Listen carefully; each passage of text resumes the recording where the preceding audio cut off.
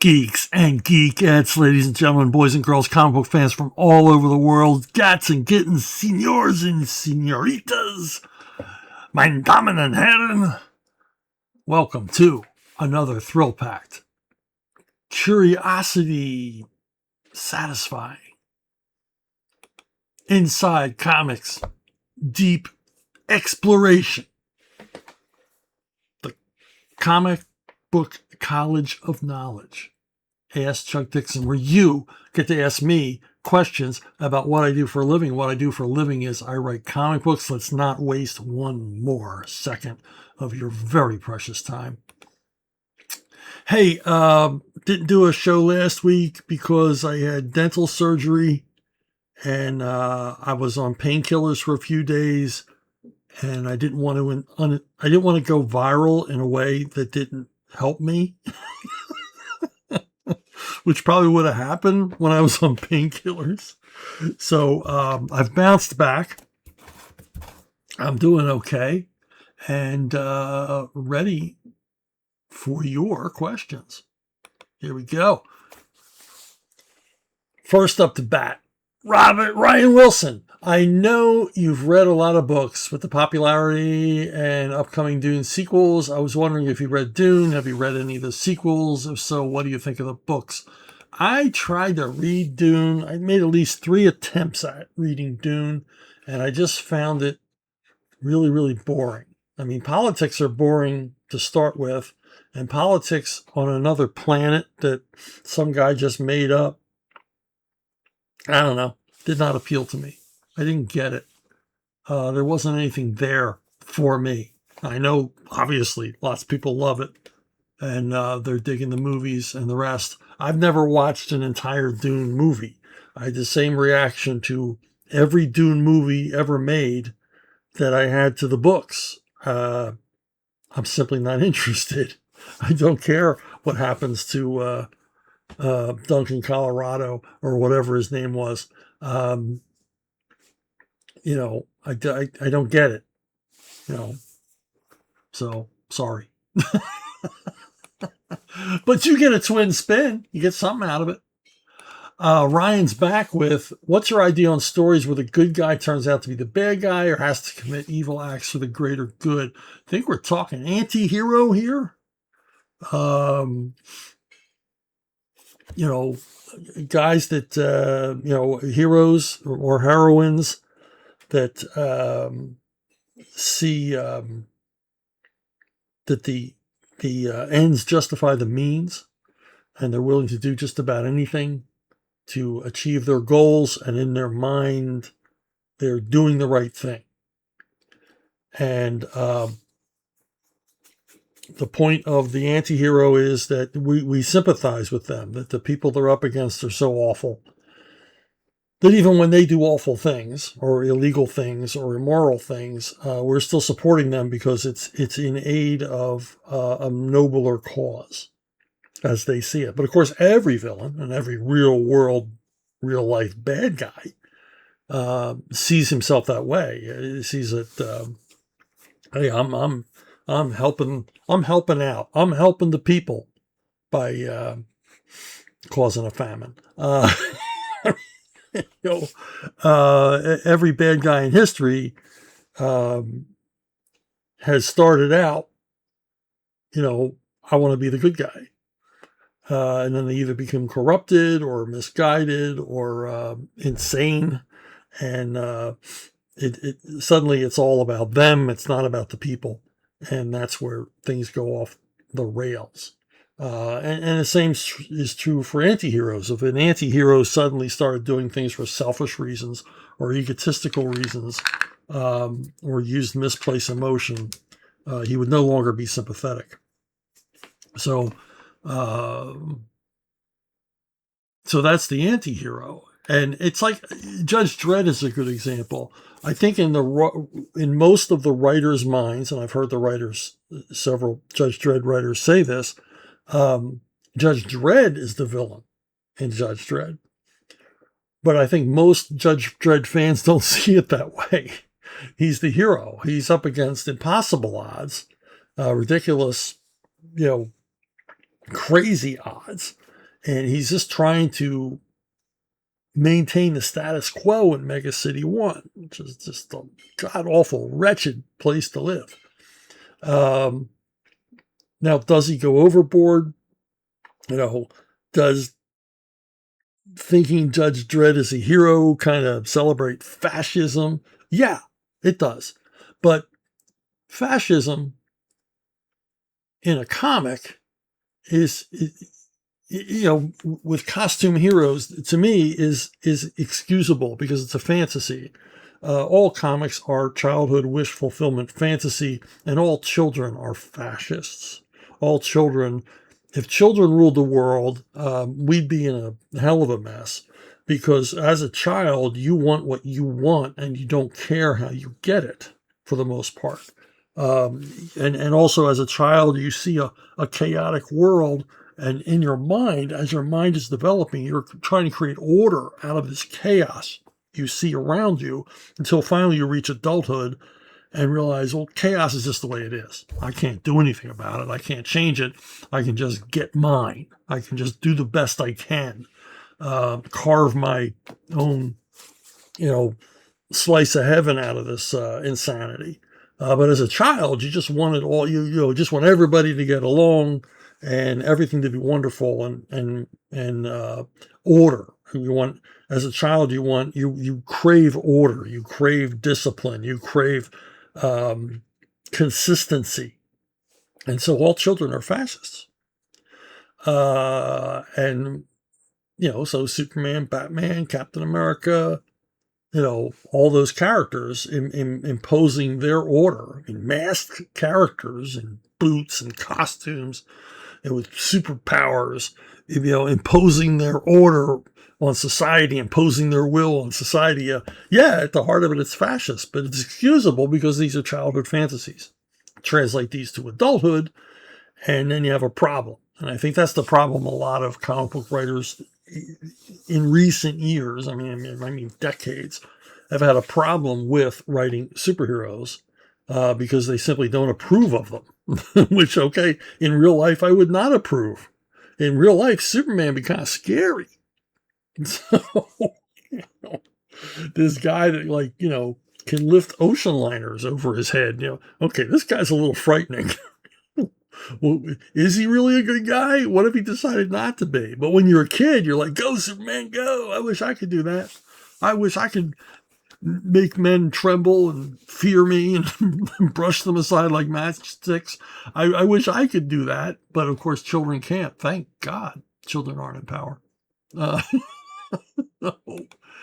Now, for a story where the good guy turns out to be a bad guy, sort of, the one that most readily comes to mind is John Ford's The Searchers, in which John Wayne, a stalwart Western hero, returned from the war, comes back to Texas to find out that his niece has been carried off by the Comanches, and goes hunting for her. And we think he's hunting for her with the best intentions, but we find out that maybe his intentions are not so pure. And that's the maybe you folks have other examples. I'd sure love to hear them. But that's the one that always jumps to mind for me because it's I've seen it so many times, and also it's an awesome movie. It's one of the greatest American films ever made. If you've never seen it, you must see it. And that's it. That's it for me on the subject of anti-heroes. Basically, an anti-hero, what makes them interesting is half the audience is rooting for them and the other half is appalled. That's what makes a great anti-hero. Triple spin. You're on a roll. Ryan Wilson is back with, I just noticed you were doing a crowdfunding for Giant Size Two-Fisted Tale, Manly Tales, #2. From my understanding, this is supposed to be a reprint of Storming Paradise. Is there any extra content? I recall you mentioning the story in a video in the past, but I couldn't find it. Could you tell us a story about creating this story with Butch Guice? Can you tell us about why you decided to reprint the series and why it's got a different title? Yeah, this is a Storming Paradise. It was a mini series that I came up with Butch Guice. We had left CrossGen, and while I was at CrossGen, we talked a lot about story ideas and things we would like to do. And one of the ones I brought up was the idea of Storming Paradise. And what's the story that Storming Paradise tells is it posits what would have happened if the Manhattan Project had failed and we weren't able to drop the A-bombs on Hiroshima and Nagasaki, which brought the Japanese to surrender. What if that hadn't happened? We would have had to invade Japan. And by we, I mean the United States. The Allies were not going to come along with us. England, Australia, they were exhausted for the war. They've been at the war longer than us. They didn't have the means, they didn't have the resources, and they needed to recoup and recover and also handle occupied Europe. So we were going to go up against Japan on our own. Now, in the early 2000s, they declassified the plans for Operation Olympus, which was the invasion plans for the home islands of Japan. They also Japan declassified their defense strategies. And what those two things painted was a nightmare scenario in which, by the American military's estimation, there would have been 1 million dead Americans, 1 million dead Americans, and untold millions of dead Japanese, and God knows how many millions of wounded Americans, Army, Air Corps, Navy, Marines. And this was very nearly, I mean, this is a what-if story, but it very nearly happened. I mean, if Japan had not surrendered, we didn't have any more atomic bombs. We wouldn't have any more atomic bombs for a while. And so Operation Olympus would have gone into effect January 1946, estimated timeline of 3 years. So World War II would have, by the estimation of the American military, would have gone on until 1948. But I don't think the American military, even with their estimates, horrific estimates on casualties, they did not know what they were running into. The Japanese defense plans are nothing short of apocalyptic. Also, the American military, our leaders, generals, and admirals did not know that the Japanese still had hundreds of aircraft, mostly bombers, in Korea, on airfields in Korea, that were useless to them except for attacking targets in China. But the Japanese home islands were, and the seas surrounding them, were within range of Korea, the airfields in Korea. So they would have been able to bomb not only our troops, but our ships at sea. And that is something the Americans did not anticipate because they didn't know about it. And all of this, or most of this, is in this 140-page graphic novel by Butch and I. And I like to tell the story that we approached Wildstorm with it.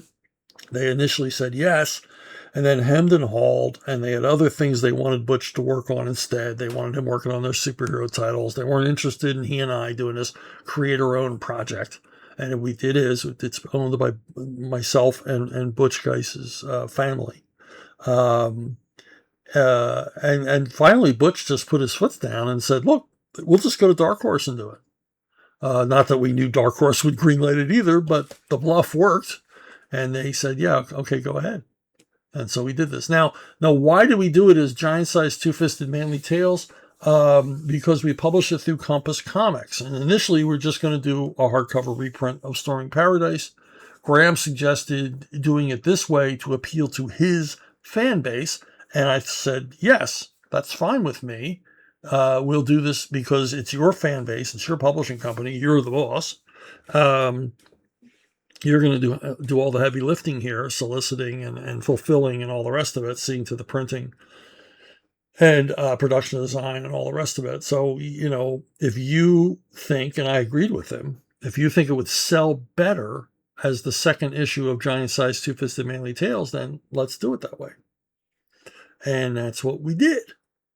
And is there any extra material? Not really. There's an introduction by me, a rather lengthy introduction, telling much of the same things I just told you now.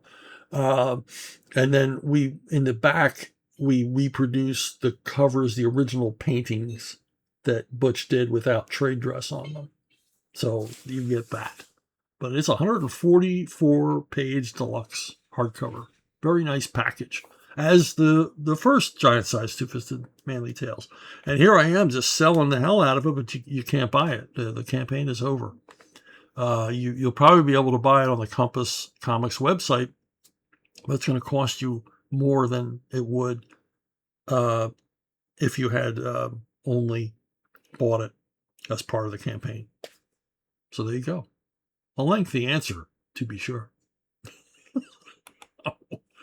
David Jordan, did you ever write or want to write Lobo? He's a character I could see you and Flint Henry having a lot of fun with. No, I never want, because I mean, while I was at DC, Alan Grant and Keith Giffen were kind of they were all Lobo all the time. I mean, if they wanted Lobo, they went to them for it, and rightfully so. And I think Alan did. I look forward to every Lobo special, every Lobo appearance when it was written by Alan, because he really had a handle on this character. He loved this character. He loved these characters that brought, mayhem. He loved anarchy, both the character and the concept. And Lobo is certainly an agent of anarchy. And I never thought about writing the character at all because Alan had it so well in hand. I mean, when you see someone working magic, you don't think, hey, I think I'll step in and give that a try. Let me sit behind those drums, Ringo, and see what I can do. No, it was, I leave it to Alan. Although, Alan and Flint Henry, man, that would have been a hell of a thing. That would have been, because Flint would have been all over Lobo. It would have been insane. So yeah, it makes me sad because that can never happen. But it would have been awesome. Twin spin. We're spinning. We're dizzy with all the spinning. David Jordan, what was Steve Ditko's deal with having heroes that for a day job were like a mix of Bill O'Reilly and Morton Downey Jr.? He did it twice with The Question and The Creeper.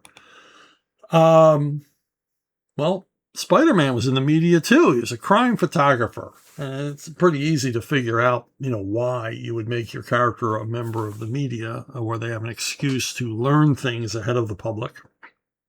And they're sort of in the middle of the information mix. So you kind of want that. And I remember, The Creeper, he was a talk radio personality. And or had a TV show. I can't remember what. I think he had a TV show. Was the station WILD? Am I imagining that? I think. And then The Question as well was a media figure, a controversial media figure, opinionated kind of guy. And it's pretty obvious the reasons for that. Why the characters were the way they were. I think that they were generally reflecting a populist viewpoint that Steve Ditko could speak through. That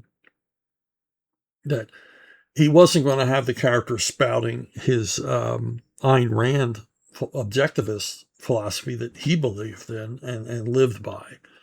But he was going to kind of present a character who was speaking to the public and maybe had some unpopular opinions that he believed in. And certainly in almost every case, the Creeper character, the Creeper alter ego and the Question alter ego were populists speaking like right-wing truths to the public.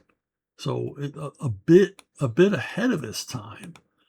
But look, Clark Kent, Siegel and Schuster chose reporter as a job for Clark Kent. So just like Peter Parker, he could be in the mix. He could find out about things ahead of time and had reason to look into things. His job as a reporter exposed crime, corruption, whatever, that then Superman could act upon. And, and his job placed him at the scene of disasters and horrible goings on and crimes and things like that he could turn into Superman and prevent. I mean, if he was if he was delivering bread or worked at a factory, he wouldn't be very effective as Superman. But being out there on the bleeding edge of whatever the heck was happening that day, put him in that position. Now, you mentioned, of course, Bill O'Reilly and Morton Downey Jr. I mean, two, provocative, provocateurs, opinionated, populist type guys. But obviously they were not the influence for Steve Ditko because they came much later after the Creeper and the Question were created. I think that the inspiration for both of these characters, alter egos, was a guy named Joe Pine. And Joe Pine had a syndicated talk show. It ran on Saturday nights in Philly. It was weekly. And he would come on. He was very much a populist. He was very much opinionated. He's very conservative. And he would have on all kinds of crazy guests, from Satan worshipers to witch doctors to, communists. And he would just, blow up and berate them. And he had an audience that was, adrenaline fueled. I remember he had the beef box where the audience could come up and basically give his guest a hard time. And I always imagined a lot of them were actors. So they seemed very well prepared to give the guest hell. And it was very entertaining show. And I'm pretty sure that was Steve Ditko's inspiration for those characters. The Joe Pine show. There's probably clips on YouTube. I didn't check before I did this. So you might be able to see some of Joe Pine's antics on YouTube. But it was pretty wild stuff. It was like talk show version of professional wrestling. He predates Jerry Springer and all those other shows where things would get crazy. Kane Dorr, when you created Tad, Nightwing, was he liked by the fans? Did you create him to be specifically be liked, disliked? I know that many fans hated John Paul Valley, and in a way, he was supposed to be hated. I wondered if Tad was similar in that fashion. Yeah, I wanted you to hate Tad. Tad was a terrible role model, terrible person. He was misguided, dopey. He wanted to be a masked hero like his idol, Nightwing, but he just got everything wrong. He was, he ran on rage and resentment and just not a nice guy. And, completely amoral and not real bright. So he didn't want you to like him. He was a masked bully. Now I made him sympathetic, but that doesn't mean you liked him. You just sometimes you felt bad for this guy because he was such a mess. And, I wrote an origin story for him that Kieran Dwyer drew.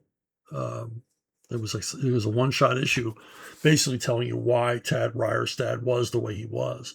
And, he's a character I really liked. I really got into. I mean, liked from a creator standpoint. I hated him as a character. I created him to be disliked. I didn't fall in love with him or change my mind or think about reforming him because people like this don't change.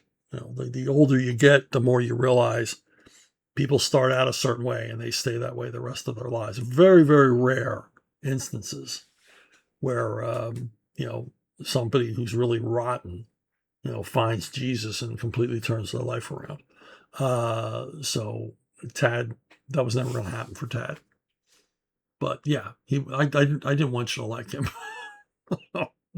Might explain. I've never seen anybody cosplay Nightwing, which is one of the reasons I suggested the costume the way it was, because you could just go buy all that stuff off the rack at the mall, which is what he did. He didn't create a costume. He just bought stuff and put Nightwing on the front. Spelt wrong because he's an idiot. But I've never seen anybody cosplay Tad. Not to say that nobody has. I don't do that many conventions, or in recent years, no conventions. But I've never run across that. If anybody has seen that, has a picture, I'd love to see one. Twin Spin, we are spinning mad. We are whirling dervishes here, had asked Chuck Dixon today. Kane Door is back. Now, if you notice, this question is marked number 3. And Kane, I'm sorry. You had a question too, but I couldn't for the life of me understand what you were asking me. And I didn't want to go completely off the rails with a question that you did, with answers that you did not anticipate or desire. So anyway, he says, how do you create a villain? Is the villain created first with the story around them or developed to fit in an existing story? For instance, I'd be interested in learning about the creation of Torque, Dudley Soames, or Double Dare, Aliki, and Margot Marceau, as opposed to villains like Bane or Joker. Well, Dudley Soames, who became Torque, I had long-term plans for this guy. The first 12 issues of Nightwing are basically his story, his character arc. And I really wanted to create a villain with a real character arc who starts out on the side of the angels and goes over to the other side. And for Dudley, it wasn't really that short trip. He was a corrupt cop. He was a creep. He abused the power of his office. And it wasn't much of a leap for him to become a bad guy. So in that case, he was created to fill a bill. And generally, villains are created, mostly superheroes react to things. So you need someone for them to react to. And you want someone who tests them, who tests the hero, who challenges the hero, but also kind of fits the hero. I mean, you wouldn't want to see a story where,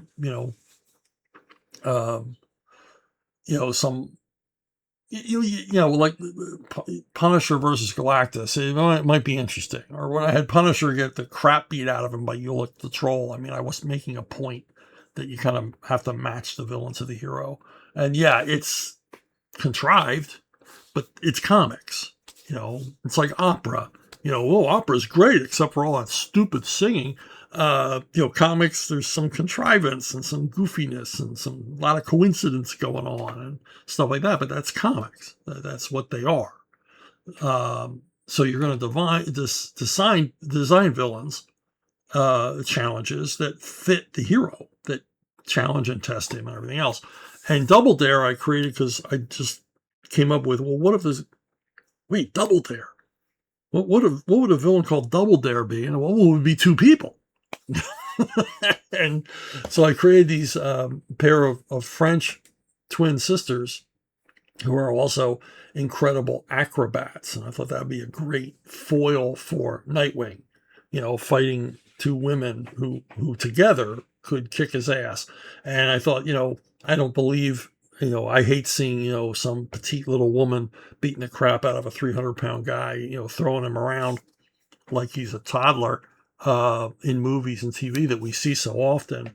But I thought, hey, two fit chicks who are into acrobatics and everything else, that could prove a challenge for him, especially since as Nightwing's a good guy, he'd be reticent to really bring it against a woman, unless he got really ticked off. And I thought, they were good foils. And like I said, you want your villain to be a match for the hero, to be a challenge specifically to your hero's abilities and strengths. And that's why Dr. Octopus is probably the best Spider-Man villain of them all, because he really, with those crazy steel arms and all the rest of it, is a great foe, a great counterpoint to Spider-Man. Also the fact that he's a scientist and all that stuff. It's just a perfect match for both Spider-Man and Peter Parker. And, the imagery and all the rest of it just sings. So, when you go into creating a villain, you just don't go, hey, this guy is strong and punches. Like the Rhino. The Rhino to me never worked. Guy runs around ramming his head into things. How are you going to defeat Spider-Man? Just, is he going to stand there and let you ram into him? No, he's not. So I thought the Rhino, characters like the Rhino were a poor match.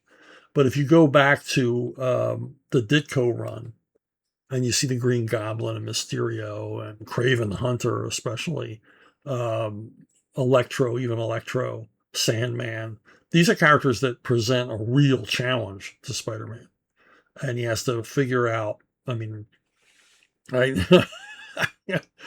I love the first appearance of Sandman where Spider-Man just vacuums him up at the end.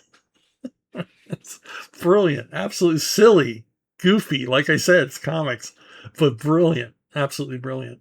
So yeah, I mean that's what you got to think about that, because every villain you create, you should create with the idea in mind that they're going to stick around a while.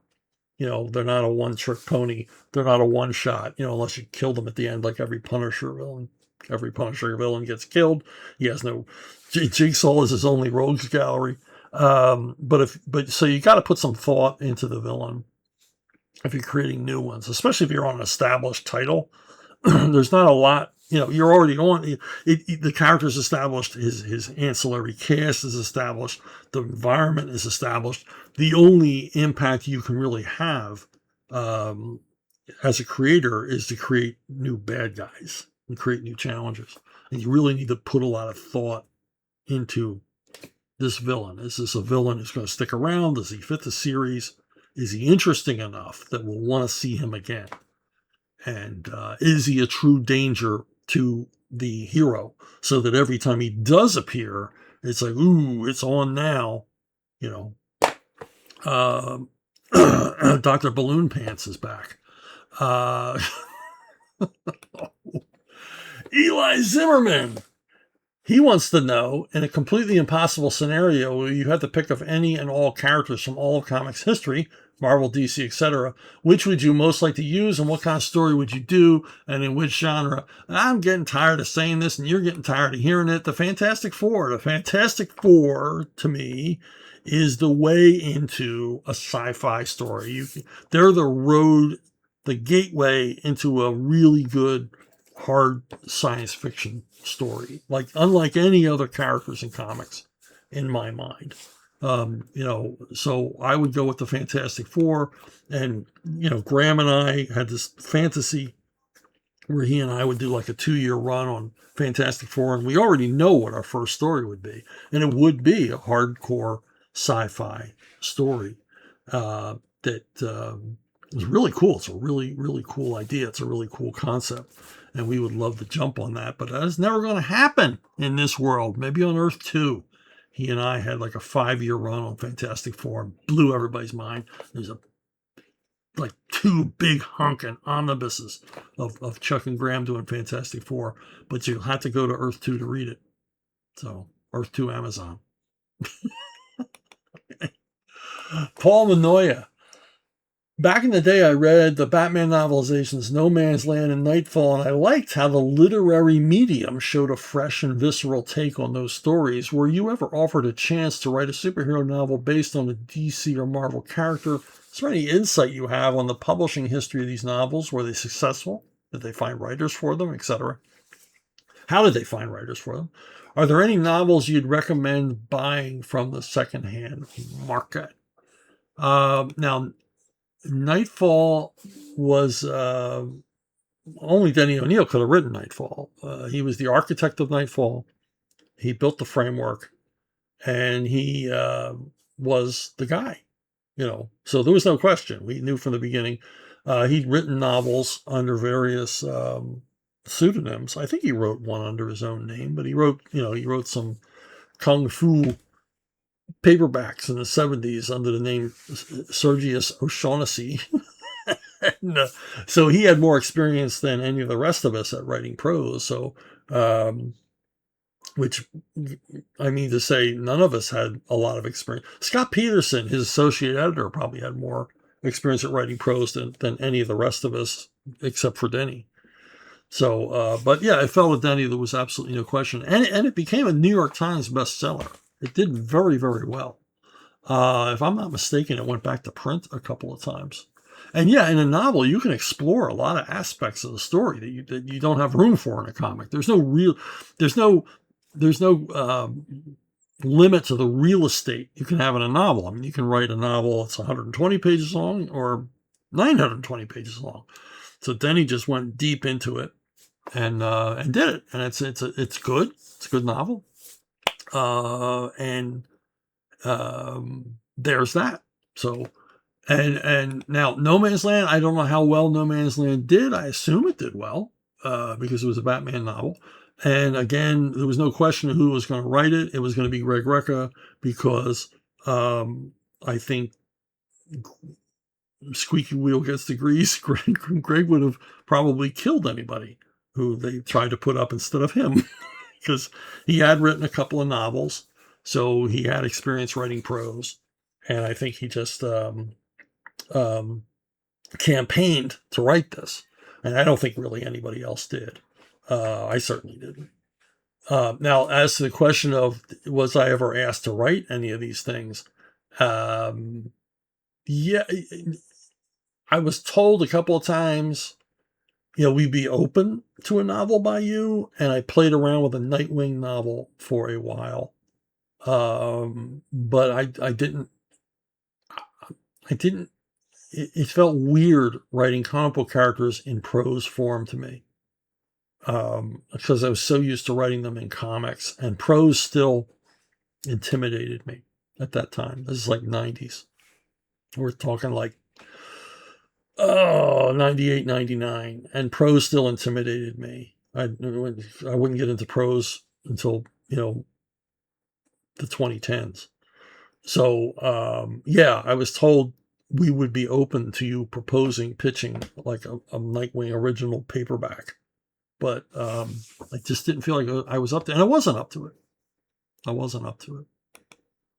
Gentle Savage, when it comes to all the villains you created for Nightwing during your Nightwing run, which was your favorite and which one did you enjoy writing the most?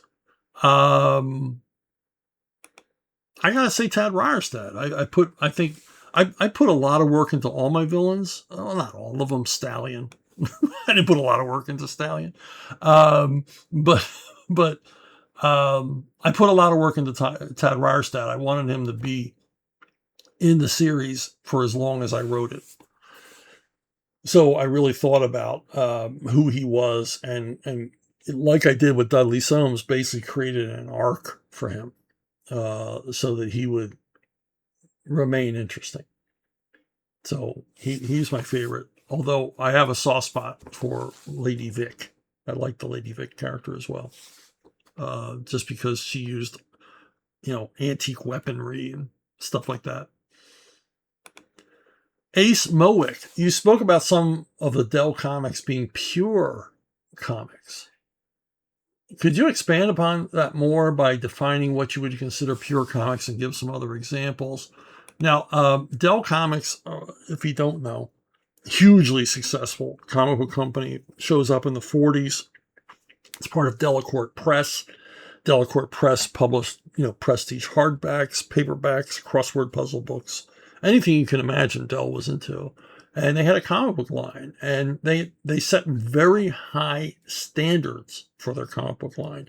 Not only they had to be wholesome entertainment for the whole family, meaning children could read them, but they would be, something that, the company could be proud of. And they were, when they started, for most of their existence, they were ad-free. So you were getting a 32-page comic, 32 pages of art and story. Sometimes the story went on to the inside back cover if they needed the extra page. And even the inside back cover and front cover and inside front cover and back cover, they all had content. And they really went for quality, and they were awarded for this because they sold in the millions. They were, without a doubt, for the length of time they ran, from a sales point of view, strictly selling comics, the most successful comic book company that ever existed in the United States. Millions of copies. I mean, Marge Buell, who created Little Lulu and didn't do anything with the comics, routinely received royalty payments each year of $50,000. Now, we're talking about in the 50s, $50,000. That was real money. And that was off of comic books selling for 10 cents. So you can imagine how many copies they sold if that was her end of it. Now, obviously, Carl Barks, he works at Dell Comics, Disney animator, hey, how would you like the comic book gig? You can write and draw your own comics. He leaps at it because he doesn't really like working in animation, doesn't like working in a studio with others, gets to work from home, and he invents the comic book medium. Now, there were comic books before Barks, but comic books after Barks are a whole different thing. He has visually driven stories, complex plot lines, deep characterization, understands these stories are of a certain length. He writes epic stories of 30 pages or more. He writes 1-pagers. He writes 5-pagers. He writes 2-pagers.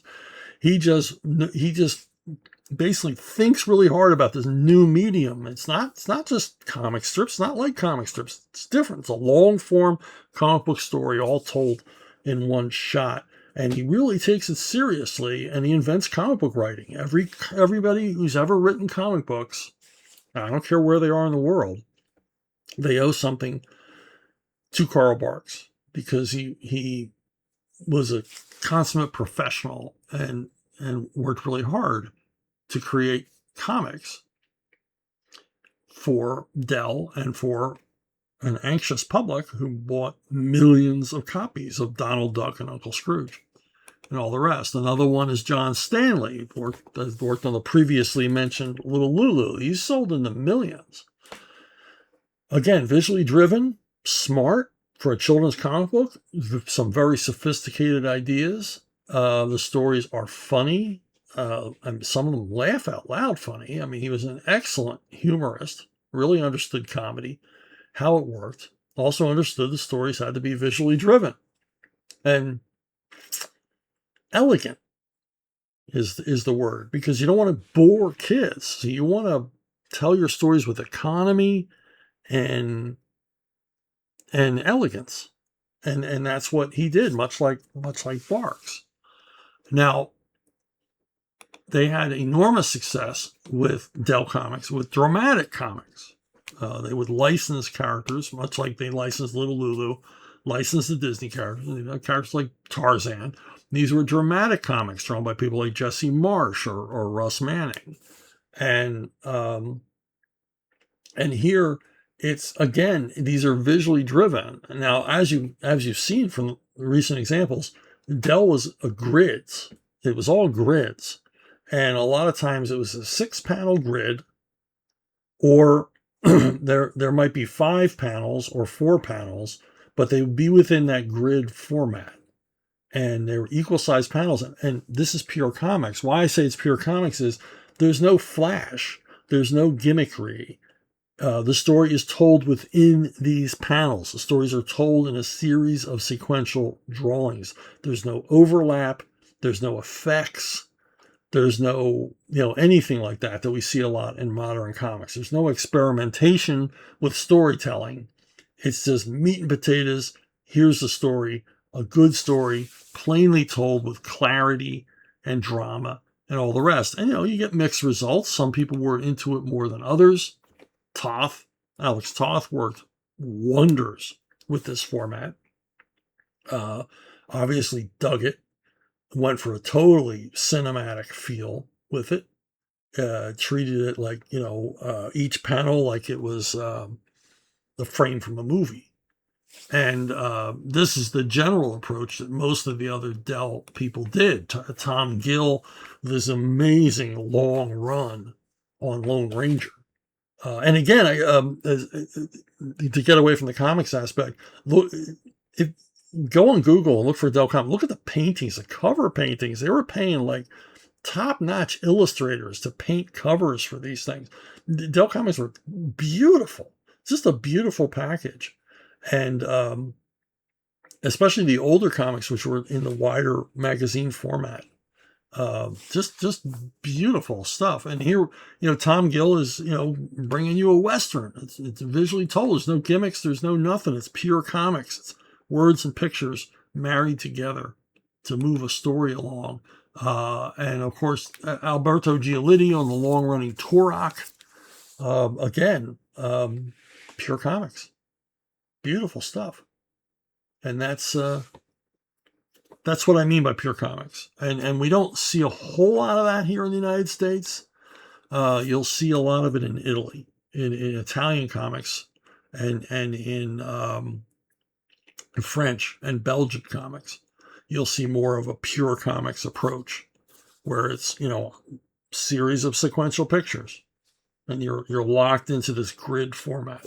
And I love the grid format. Any artist that I've ever worked with will tell you Chuck loves those 6-panel grids, because I will write it and I will put at the top 6-panel grid. And if I'm working with a new artist I've never worked with before, I will include a picture of a 6-panel grid. Now, this is what I want it to look like, because when you're working in grid format, you are controlling time. As a comic book creator, as a writer, and as an artist, you are controlling time. You are moving the reader along at your pace. and you can move them slower, you can move them faster, depending on what visuals or how much verbiage you have in them. See Bernie Krigstein at EC. See anything Bernie Krigstein did at EC, and you will see a master at controlling time on a printed page, controlling how fast or how slowly you read the work. So that's what I mean by pure comics. It's my favorite kind of comics. Now, I owe an apology. And I owe that apology to my good buddy Graham. I told a story recently, and I've told a story a lot about the Penguin and reinventing the Penguin, repurposing him, the creation of the Iceberg Lounge, and all that stuff. That, and now our image of Penguin has changed from what he was before. And I told a story recently on this little channel, and I gave myself full credit. And Graham, I'm sorry, I was wrong. I don't have full credit. I was on a podcast recently, and Graham was talking about that day when he and I presented the Penguin idea to the Bat Summit, because we had talked about it previously. I think we talked about it while we were working on Devil's Advocate, and we presented it together. And when you create things together, you forget who created what. So, Graham had input, I had input, but it is a creation of both of us. I didn't do it by myself. And I apologize to my longtime collaborator and good friend Graham Nolan, because kind of left him out of the story when I talk about the Penguin. But I remember now, I can clearly see we were together at a summit. I think we were on the Biddle estate. They used to take us up to this really nice estate up above New York City along the Hudson.